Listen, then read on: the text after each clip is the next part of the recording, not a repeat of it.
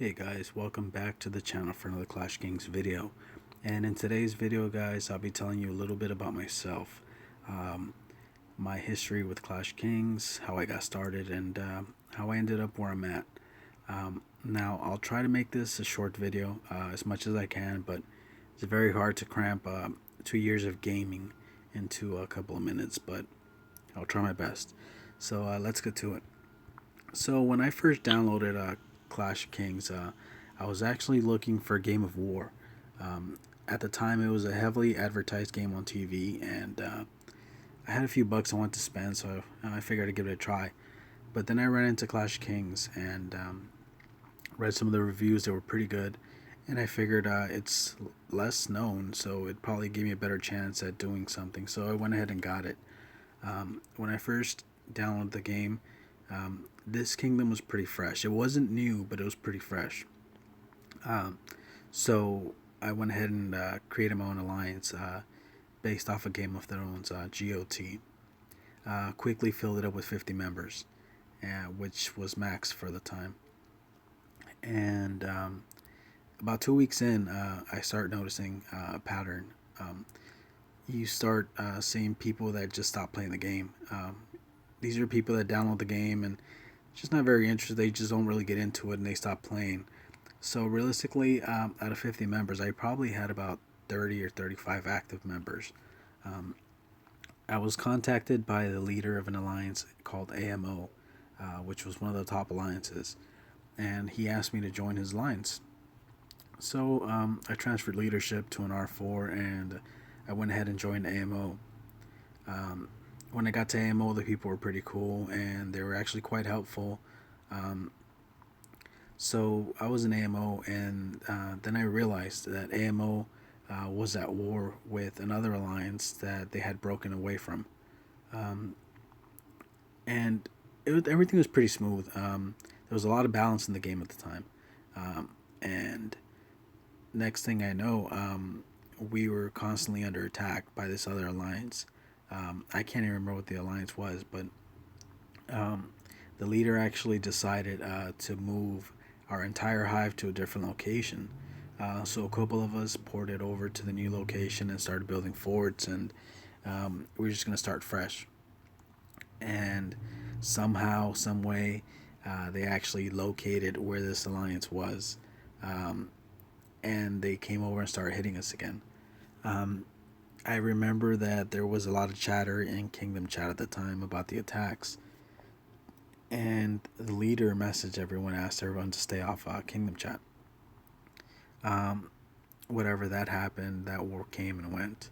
Then we started going to war with an alliance called 325, and this alliance, guys, even though it wasn't the biggest, I believe it was probably third or fourth in power. They had a bunch of killers. They had a bunch of guys that just loved to fight, and they had a motto, which was join or burn. That was their motto. So they would be at our hive every single day, burning any castle that wasn't shielded. Now at the time, even though it was a small castle, I had built up quite a few power, because all I really did was build and farm. So I was safe most of the time.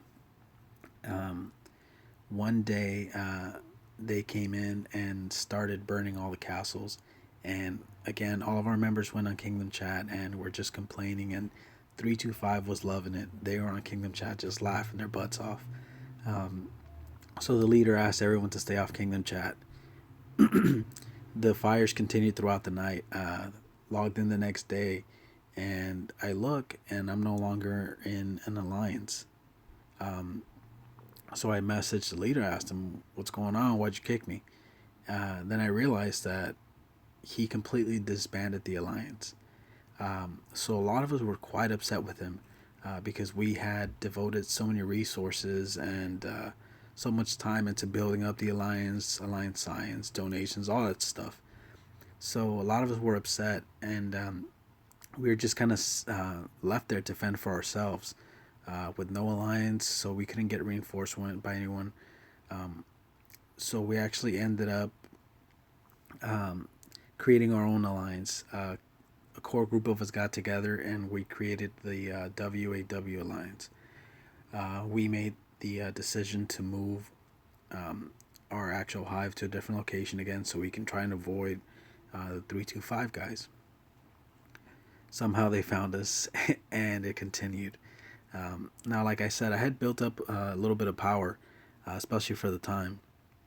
So I was kind of safe, but a lot of our other members were getting hit, and it was pretty brutal.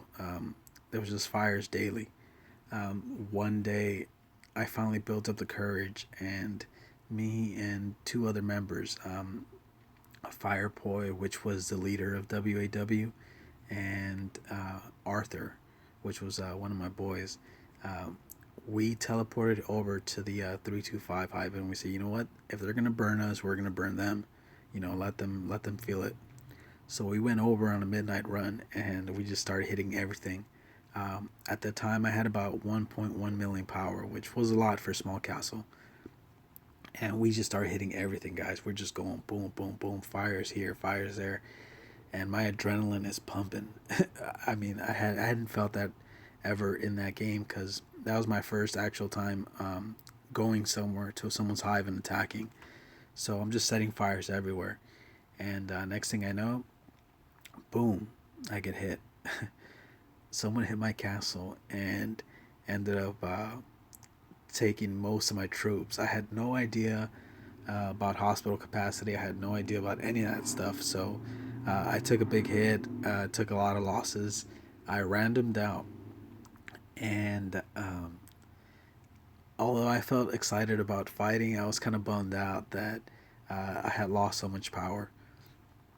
So we ended up actually coming to an agreement with the king of the kingdom at the time, which was David. He's currently one of our P6s in the kingdom. He still plays. Let me show you real quick. Where is he?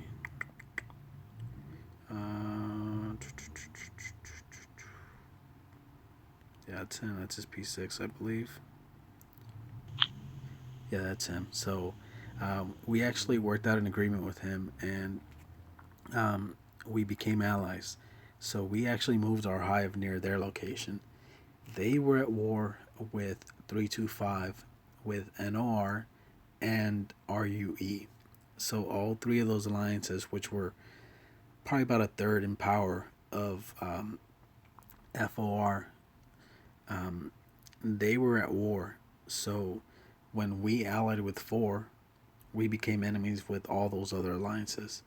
Um, One day during the Throne Wars, the king teleported over to the Black Belt to defend the palace, and 325 took advantage of it. While the other two alliances kept the king busy, they teleported over to our new hive, and again, they just started burning everybody. So now at this time, we have a lot of frustrated players. A lot of people are just done. They're giving up. So we had people drop their tags and join different alliances. Some went to RUE, some went to NOR, um, and we were kind of just left there. I remember messaging the king because I was the judge at the time, and I asked him to remove the buff. I had spoken to the leader of 325. His name was King Cope, and basically he kind of got me to see that there was only one possible way of playing this game, and it was war. So I ended up joining with 325, which at the time were my mortal enemies, and I'll be honest with you guys, I was a little disgusted at first. It felt a little gross being in the same alliance as the guys that I wanted to burn so bad. But when I first got here, they had a couple of members that I had gotten into it with when I was in WAW, and they hated me. They did not want me in the alliance. A couple of people saw potential in me, so they just they stuck up for me, and eventually I kind of won them all over. I'm a friendly guy, and I like to help people. I never ask for help. I don't like asking for help, but I love giving help out, especially when someone's cool. So, I ended up winning people over, and Yeah, so eventually I made R4, and when I made R4, um, I kind of really got into the game at that point. I was logging in several times per day, and sometimes I would stay online for 30, 40 minutes, an hour at times, just watching the hive, making sure that everybody was safe. Um, so anyway, so yeah, so we start growing, we start getting bigger in power. Now there's little conflicts here and there with some of the other alliances. NOR and RUE are allies. Um, RUE worked out a peace treaty with 4, but they never included us in the deal. So now 4 was attacking us every single day, and RUE was just building up power. At the time, RUE had the second largest castle in the kingdom, some guy named Legenda, and he had actually lost a lot of troops during one of the throne wars, so he was rebuilding. Um, so we got a little upset about the fact that they didn't include us in their peace talks, but whatever, that happened and that went. Peace ended, and everything went back to war again. Um, that guy David, the guy I showed you the P6, that guy's a really good fighter. He's a spender, so obviously he's gonna have a lot of good stats and whatnot. But he's also very smart. He knows how to fight. That's one thing that I've always given him is, even though he was the enemy for a long time, and he actually zeroed my castle probably 3 to 4 times. Even though he did all that to me, I still always gave him respect because the guy could fight. He knew how to play. Um, Anyways, so NOR, which now was the fourth biggest alliance in the kingdom, ended up kind of splitting up. The leader ended up quitting, so they got smaller, and some of the members went to RUE, which was the second largest alliance, and some of them came to us. We were the third largest alliance at the time. Um, Everything continued, war continued like always. People got zeroed, people quit. Um, Eventually, it came to the point where RUE wanted us to merge with them. They wanted our best players to go to RUE and basically create some sort of super alliance to go up against 4. Um, our guys didn't want to leave. We really liked our group. We liked our people. Um, we didn't see the need to leave anybody behind. That's one thing about 325 is they have a very tight knit group.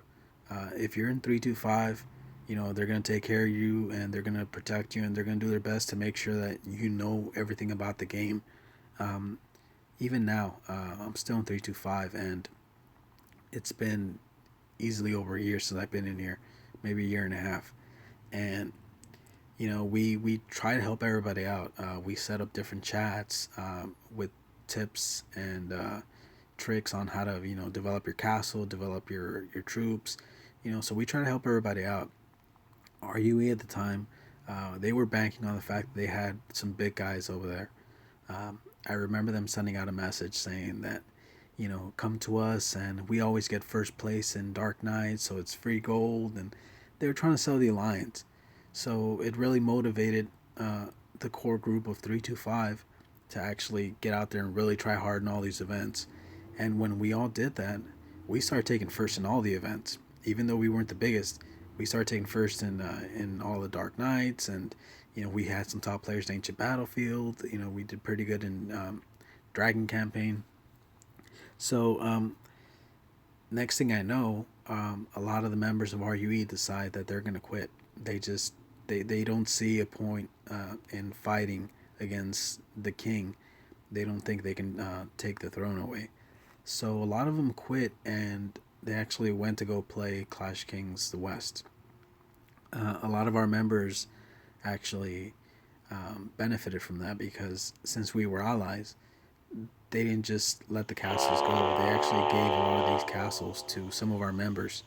So some of our members who had smaller castles and were losing troops when they were attacking now got bigger castles, and they were able to skill attack and not lose troops now, so they were able to build up some more power.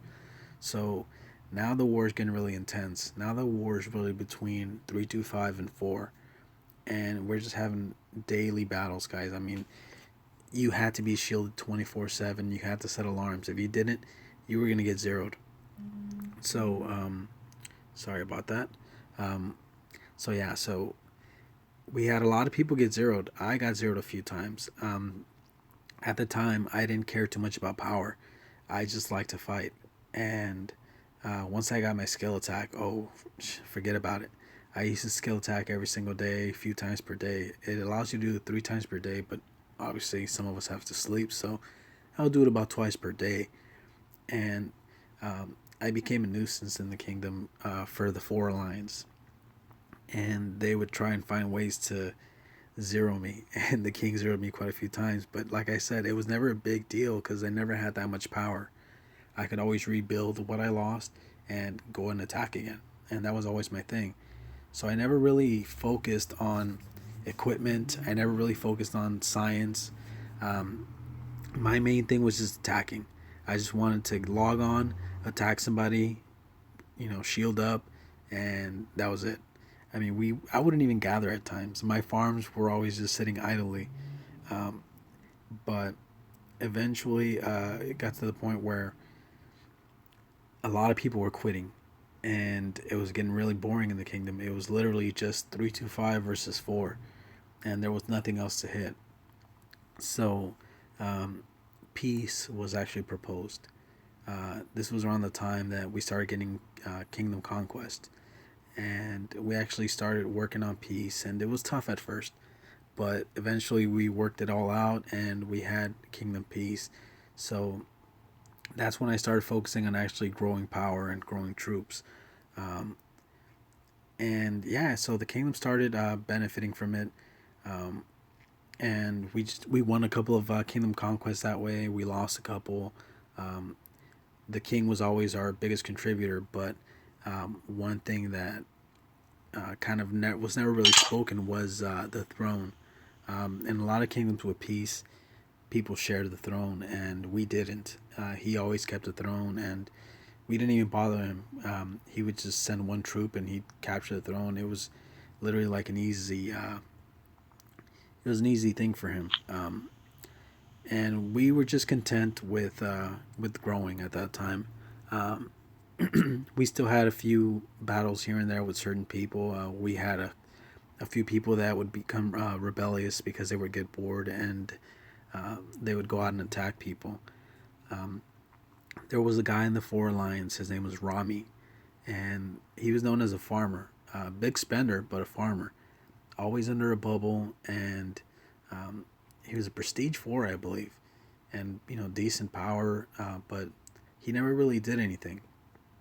So the guy ended up quitting one day and sold his castle to some guy named King Matthias or whatever his name was, and I got under the guy's skin. He was one of those rebel guys who he started attacking people. He came upon this castle with power and prestige troops, and he's like, I'm gonna bully people.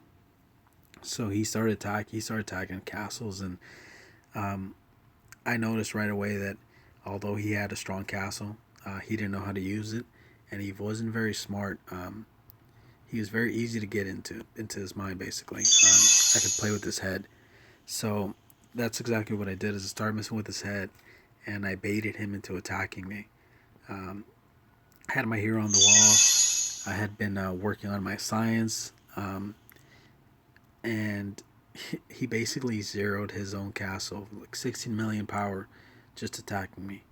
Um, every time he would attack me, I was online, so he would attack me and I would heal. He would attack me and I would heal, and it kept going basically until he zeroed himself. And once he zeroed himself, he basically let the castle go. Not sure if he ever paid the guy or not, but either way, it was a good. It looked good for me. Um, and yeah, so not too long ago, we had a merger with 1167, and 1167, they have a lot of big castles. They actually had bigger castles than we did in our kingdom, and we faced off with them plenty of times in ancient battlefield, and some of those guys were really really tough. Some of those guys are the kind of guys that you avoid in ancient battlefield. You get to know them. Guys like Snake Eyes, Red Eyes, Stone Cat, Attila. I mean, these guys are just monsters. So you'd avoid them in ancient battlefield. But we'd always talk to them since, Kingdom 1167, and we see them a lot in ancient battlefield. And I guess their king and our king worked out an agreement that they would apply for a merger together. The merger was granted, we merged, and they came to 1167. So now we have a lot of these beastly castles that came from the other kingdom.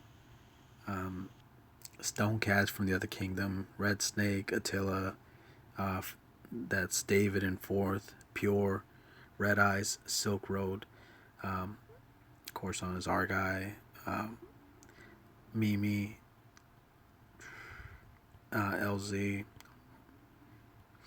Sword of Destiny. So I mean, they have quite a few of the top castles that came from the other kingdom, and yeah, so we have peace right now, and there's a couple of people that are trying to test it. There's one guy in particular.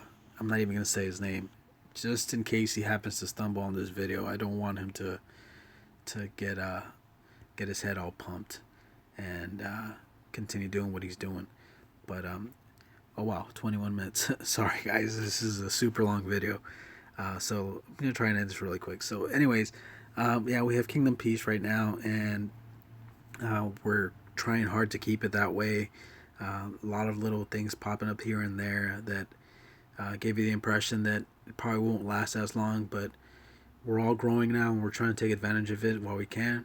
And just got all this new information about possible mergers coming up. So I don't know. We'll see. We'll see what happens with that.